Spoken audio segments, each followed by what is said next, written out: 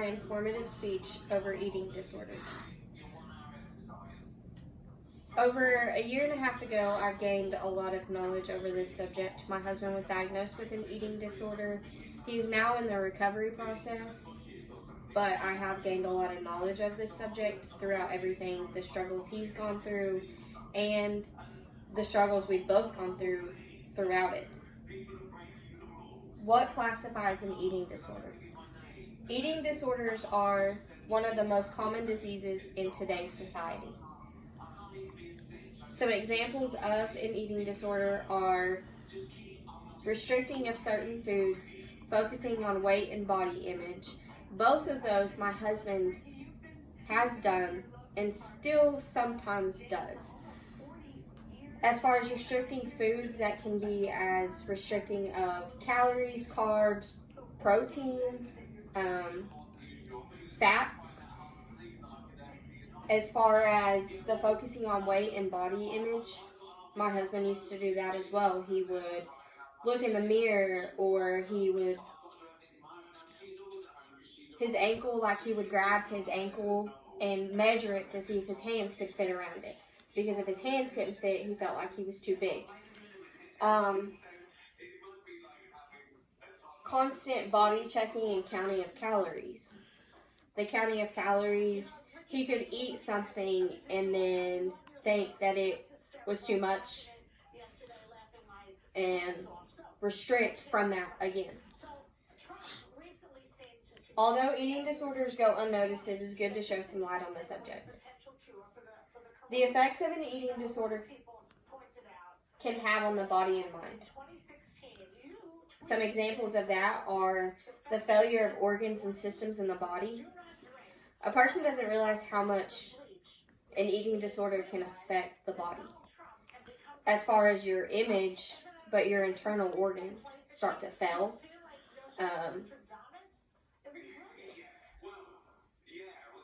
The effects an eating disorder can also have on the body and mind. It can cause a person to lie, to hide, and overall change the whole mindset of the person on a daily basis.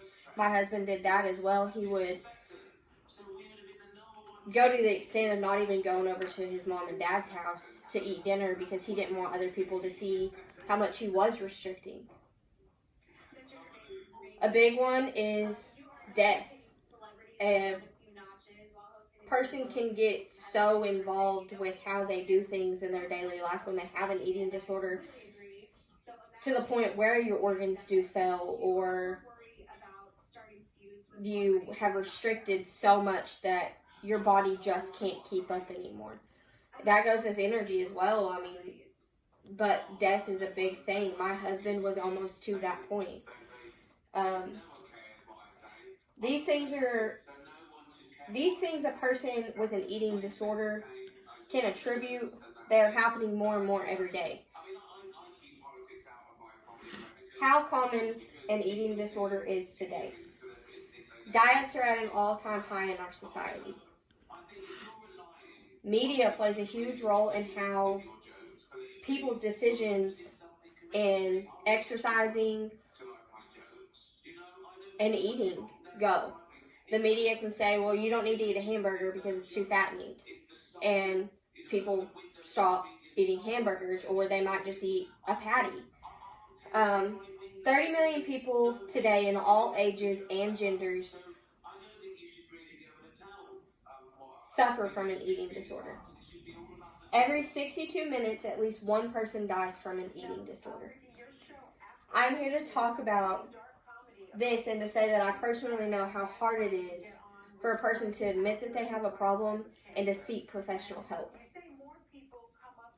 In conclusion, today we discuss the impact and commonality of an eating disorder in today's society. Eating disorders are one of the most common diseases in today's society. Everyone wants to look good and feel good, or is constantly worried about how society views you or us. But the body deserves what it wants and what it needs. So with that, if you're craving a candy bar, eat eat a candy bar, even if you are on a diet.